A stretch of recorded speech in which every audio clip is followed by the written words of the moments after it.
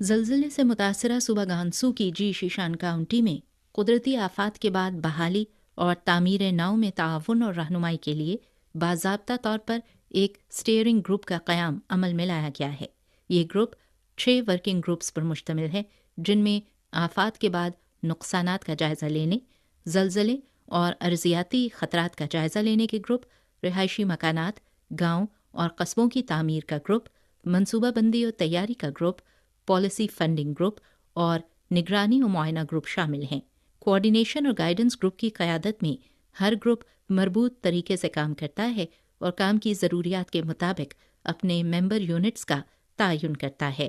25 دسمبر کو چین کی وزارت خزانہ اور وزارت ہنگامی انتظام و انصرام نے زلزلے سے متاثرہ گانسو اور چانگہائی میں امدادی کاموں میں معاونت کے لیے مرکزی قدرتی آفات ریلیف فنڈز سے مزید 400 ملین یوان